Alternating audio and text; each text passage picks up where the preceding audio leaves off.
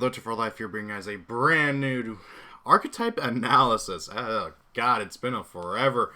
I know how much you guys really like these, and I've been wanting to make a new one for a long while. I've got several lined up, and I wanted to start off with Aroma, trying to catch up with all the archetypes that have gotten support recently. I know Aroma's kind of odd, but oh well, whatever. They got support, what, 2 sets ago now? I digress, though. I really want to talk about it. It's one of my more favorite plant decks out there because it has a really interesting playstyle, and it's always been kind of just fun to mess around with. But the deck does still definitely have some issues. So first and foremost, what the heck is Aroma? Aroma is a life point gaining focused plant archetype. It's so weird in how that's the direction they took with this. Basically, it's, I guess, supposed to be like, oh, the aromas that they are like producing from the various plants and everything is supposed to heal your life points. I don't really get it, but hey, it works. Which enables all sorts of different really cool effects for the archetype. It is a control-focused archetype. You're not going to be decaying very often with it. It is possible, but it's not very easy. The deck is very, very slow. Like, extremely slow. There's several support cards in the archetype to really help it get going, but considering the fact that it has more traps than spells, and that it doesn't really have any super easy ways to special summon its monsters outside of like Lone Fire and other like just generic plant support, the deck doesn't really have much in terms of just spamming out stuff very easily. So that does have that going against it. And then also, it has a variety of levels that make syncing easy. It has 2 tuners, well, 1 real tuner and then 1 that makes stuff tuners, so that's kind of just goes hand in hand. And, well, plant synchro has always kind of been a thing. And, of course, it's able to make full use of other, like, synchros other than its own, because it does have 2, which are both pretty good. And it also is, of course, able to make use of the plethora of plant support and synchros out there. So let's get on with it. First and foremost, starting with the very weird one that is kind of the odd one compared to everything else, in that it's a rock flip effect monster. This is Aroma Jar. It's a level 1 wind. As I said, rock flip effect, 500 attack, 400 defense. If it's foot face up, this card cannot be destroyed in battle. And while it's face up on the field, if this card is foot face up during each player's end phase, you gain 500 life points. So it's kind of weird how it's like phrased, but basically if it was foot face up, it can't be destroyed in battle, and if it was foot face up during each player's end phase, you gain 500 life points. It's a bit of a slow life point gain with this card, and due to that, I've seen a lot of builds that don't play it. It makes sense. Considering how slow and control focused the deck is, they are able to play it to an extent. But however, due to it not being a plant, it's also really conflicting with the archetype's playstyle. Personally, I really like playing it as a 2-of because that does give you another option for life point gaining. But however, I totally understand why some people don't want to play it. So I recommend playing either 0 or 2. It really just depends on like your personal opinion and how much control you want to do with the deck. Because if you really want to focus on the control aspect of the deck, it's not half bad for what it wants to do. Moving on to the tuner, we got Aroma Angelica. She's a level 1 light plant tuner. Effect monster, 0 attack, 0 defense.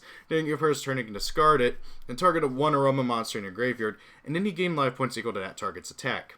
While your life points is higher than your opponent's, and you control an Aroma monster, and this card is in your graveyard. That's 3 stipulations on its second effect.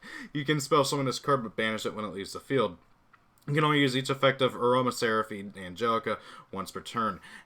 Angelica is like one of the like better cards in the deck, mainly because she's one of the few on-demand life point gain cards in the archetype. You're just able to, during your first turn, pitch her to the graveyard, and then gain life points equal to the attack of one of your other aromas in your graveyard. It does suck, though, that it does require a bit of setup because of that, because you do need to have one of your other aromas in your graveyard, and then on top of that, you need to, if you want to use her secondary effect, you need to have more life points than your opponent, you need to have her in the graveyard, and you need to have an aroma on the field. So due to that, she does have a lot of issues in terms of her secondary effect, but the big one, and also the first one as well, but the big main one that you're using is the ability to gain life points at any time, especially during your opponent's turn, because then that can trigger your other aromas effects, because all your aromas, or at least most of them, have an effect that activates when you gain life points, so you kind of need that to be able to do it whenever you can. That being said, it does have a lot of stipulations on it, so I've seen some people play 2, I've seen some people play 3. Personally, I lean more towards 3 because she is just a darn good tuner for the archetype. But, of course, there are also, of course, other really good plant tuners. I would say Glow Up Bulb, but I believe it just got banned on the ban list. So, yeah. And then we got Aroma's Laurel. So, Aroma's Laurel is a level 1 wind plant monster with 800 attack and 0 defense. And then with the following effect: if your life points are higher than your opponent's, you can just special summon him from your hand. That is really good. He's just a free special summon, which can be used for easy Synchro, Tribute, or Link fodder. Very, very good card right off there. And then if you gain life points, you can target one non-tuner plant monster in the field. It's treated as a tuner this turn. And if he's sent from the field to the graveyard, or sorry, if he's sent to the graveyard at all, not even just from the field, you can gain 500 life points, which can then immediately trigger other monster effects. So if like you use them for a Synchro Summon or Tribute or whatever, it can immediately trigger your Aroma monster's effects on the field to be able to do stuff after gaining life points. Due to this card's flexibility and very just goodness in terms of his effects, I really, really do recommend playing 2 to 3 of them. But I wouldn't play more than however many of Angelica you're playing, because the two can kind of conflict with each other sometimes, because having too many tuners it can be a bit of an issue sometimes. But I digress. He's a very, very good card. Really just depends on how many Angelicas you're playing and which one you prefer. Again, I've seen some people prefer one or the other and stuff. Next up, we got probably one of the best cards in the archetype, Aroma's Jasmine. She's a level 2, 100 attack, 1900 defense. During your main phase, while your life points are higher than your opponent's, you can normal summon one plant in addition to your normal summoner set, except another copy of Jasmine. And then once per turn, if you gain life points, you draw a card.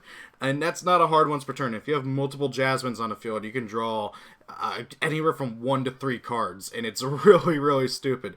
You only do get the extra normal summon once, which does kind of suck, but that extra normal summon goes a long way. Due to this, Jasmine is typically one of the first ones you want to see, and one of your openers, because she can enable you to go into your links, your synchros, your tributes, whatever. Just an overall really flat out amazing card. Absolutely do play 3 of her in a deck, well, in one of the Aroma's decks. Then we got Aroma's Kananga. God, she's definitely one of the first and definitely one of the worst. Level 3 plant earth effect monster, 1400 attack, 1000 defense. While your life points is higher than your opponent's, face-up monsters your opponent controls lose 500 attack and defense. And then once per turn, if you gain life points, target a spell trap card your opponent controls, return it to the hand. Overall, Kananga is just one of the worst. The the attack point reduction is not enough to really be able to be a huge difference. Now, granted, with the field spell out, it does become 1,000 difference, because the field spell boosts your Aroma mages by 500, and then, of course, Kananga reduces your opponent's monsters by 500, so that's 1,000 difference. But, however, the biggest issue I have with her is that she just doesn't do enough. I get it, bouncing a spell trap card can be very good, especially if you trigger it during the end phase of like your opponent's turn or something, so you can prevent your opponent from being able to use their traps next turn. The issue is that is just not particularly great. For one thing, this card has crap stats. It's not going to stay on the field for very long. And then also, like, it bounces the spell trap card. Why doesn't it destroy? I mean, heck, when freaking Lightsworn has a better monster spell trap card removal in Lila, why does Aromage, made like 10 years after Lightsworn, why did they not get to be able to destroy back row? Okay, I mean, I get it, yeah, sure, bouncing it can be nice, but being able to just get rid of it would be a lot better, because then your opponent can use it again, or whatever. And it's also like mandatory. So if your opponent has a field spell out or something, like God forbid you're dueling against like ABCs and the only spell trap card they have is the Union Hanger, you got to bounce that Union Hanger. Oh crap, they just got their Searcher back in their hand so they can do it again. That is not good. Okay, I don't like Kananga one bit. If you really, really, really, really got to play her, don't play more than one. Anyways, yeah, she is... I don't recommend playing her at all. Next up, we got Aroma's Rosemary. Level 4 water plant effect monster, 1800 attack, 700 defense. While your life points are higher than your opponent's, if a plant monster a plant monster you control attacks your opponent, cannot activate monster effects until the end of the damage step. That is really good right there, just being able to lock down monster effects whenever one of your plants is attacking. And then also, once per turn, if you gain life points, target a face-up monster on the field, change its battle position. This, again, is mandatory, so if you gain life points, you have to change something to defense, which can be a bit conflicting, because if she's the only one on the field, you have to change her, which is a bit annoying. But, however, it combos really well with, like, Jasmine, because if you normal summon Jasmine, and then you gain life points, you get your extra normal summon, and then you summon out Rosemary and you gain more life points. You can switch your Jasmine to defense, so that thanks to the field spell, you have a 2400 defender who gets you to draw cards, which is really, really good considering that, like, the deck is able to just control rather well in what it wants to do. To that extent, though, Rosemary is also really good for the offensive aspect of the deck. She's got pretty good attack, becomes 2300 with the field spell out, and also is just able to lock down your opponent's monster effects whenever one of your guys is attacking. So, overall, an absolutely stellar card for the Archetype. I do recommend playing 2 to 3 of her because of what she does for the deck. However, I get why some people would maybe want to lean towards 2 because she can be a bit conflicting with what you want to do, but I digress. Then we got one of the new ones, Aroma's Marjoram. She's a level 5 dark plant effect monster, 2k attack, 1600 defense. While your life points are higher than your opponent's, you take no battle damage from attacks involving your plant monsters. That is really, really nice, just overall. Helps you keep your life points higher than your opponent's. And then you can only use each of her following effects once per turn. When a plant monster controls is destroyed by battle, you can spell summon this card from your hand. Then you gain 500 life points. So not only does she just summon herself for free, but then you also get life points, so then you can get the other effects off. And it also triggers her second effect, where if you gain life points, you target cards in your opponent's graveyard up to the number of Aroma monsters you control, and then banish them. Being basically a walking DD Crow with that effect is pretty good with what the deck wants to do with the control and lockdown aspects. So, very good card overall. Due to this, I do recommend playing 2 to 3 of her. There are other ways to summon her onto the field, but mainly the really nice thing is just being able to summon her for very easy cost. Not to mention she makes the synchros making a bit easier. Next up, we got Aroma's Bergamot, who is a level 6 fire, 2400 attack, 1800 defense, and he's your main beat stick of the Archetype. While your life points is higher than your opponent's, if a plant-type monster you control attacks a defense position monster, inflict piercing damage to your opponent. And then once per turn, if you gain life points, this card gains 1,000 attack and defense until the end of your opponent's turn.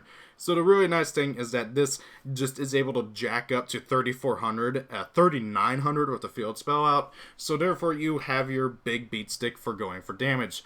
The issue I have with Bergamot is that he has no way of summoning himself for very ease, like in any way whatsoever, which requires you to basically summon him off a Lone Fire or the Link monster, or using like Laurel or freaking Jasmine as tribute fodder for summoning him.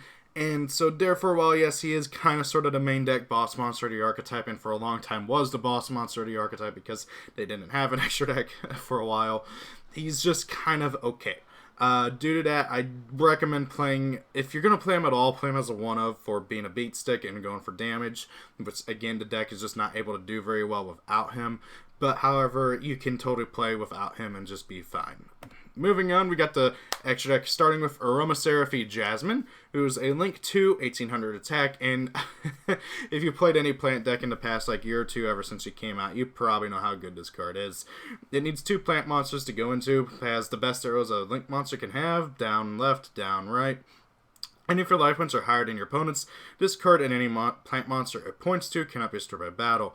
You contribute 1 monster discard points to, special summon 1 plant monster from your deck in defense position. You can only use this effect of Jasmine once per turn. Once per turn, if you gain life points, add a plant monster from your deck to your hand. This card is literally just a straight up buffed version of the original main deck Jasmine, in that not only does it protect your monsters, so it can be very, very good used in combination with the original Jasmine, because she can protect the original Jasmine, prevent her from being destroyed, and then you just get to draw more cards off of that. But on top of that, you get to, it's all once per turn Lone Fire. You can just tribute a plant, summon another plant from your deck. That's literally Lone Fire's effect. And on top of that, if you gain life points, you get to add a plant from your deck to your hand, and you nowhere on this card does it say you only get one effect a turn. You can get both, which can be very, very nutty with what the deck wants to do, and gives the deck a lot of staying power of constantly being able to get plants to your hand and on your field. So really, due to just how good this card is, I do recommend playing 2 to 3 of it based on your extra deck and how it's looking. Next up, we got Aroma, Rosemary. Rosemary is probably the weakest link of the extra deck monsters in the Archetype. Being a level 5 light tuner, synchro, 1 tuner plus 1 or more non-tuner monsters, 2k attack, 900 defense. While your life points is higher than your opponent's, all plant monsters you control gain 500 attack and defense. Once per turn, if you gain life points, you can target it's a mandatory. Target one face-up card your opponent controls. That face-up card has its effects negated until the end of this turn. This is one of the big reasons why you want to play Angelica, because Angelica is able to trigger Rosemary's effect during your first turn, along with the other monster's effects. So you're able to get that control going really, really well. And heck, if you can get 2 Rosemary's out, it gets kind of mean, but honestly, overall, I don't really recommend playing more than maybe 1 Rosemary unless you got the extra X space for it, because Aroma, Rosemary, while she's very good, it's just she gets kind of really outclassed by the others. The biggest thing is that you have to use her effect whenever you gain life points, and that can cause you to misfire or hit stuff that you don't want it to, and it just isn't that great. So while yes, it sounds good super on paper, in my experience she just typically gets ran over very easy, so that's just my experience. Moving on, we got the new boss monster, Aroma, Sweet Marjoram. She's a level 6 tuner, plant synchro monster. Needs a tuner or plus 1 or more non-tuner monsters to go into. 2200 attack, 2000 defense. While your life points are higher than your opponent's, your opponent cannot target plant monsters you control with card effects. That's really, really good right there. And then you can only use each of the following effects of Aroma, Sweet Marjoram once per turn. If this card is Synchro Summon, you can add 1 Humid Winds, Dried Winds, or Blessed Winds. Those are the 3 trap cards of the deck from your deck to your hand. And then if you gain life points, you can target it's mandatory. Target 1 card your opponent controls, destroy it. This card is really, really good overall. Again, just like with regular Marjoram, it protects your monsters and helps you keep your life points up. On top of that, if it's Synchro Summon, it straight up just searches the trap cards, which is something the deck really needs, because the deck is, other than Marjoram and searching out plant monsters, the deck has no way to search out its spells and traps, which really, really, really sucks. So the fact that you can make Sweet Marjoram and get to your trap cards, which are probably like the most key integral parts of the Archetype other than the monsters, is very, very, very good. And then if you gain life points, just get to pop a card your opponent controls. Again, it's mandatory, like with Aroma, Rosemary, and it can misfire, and it can hit stuff you don't want it to, and you don't really care to. But however, getting to pop a card is really, really good.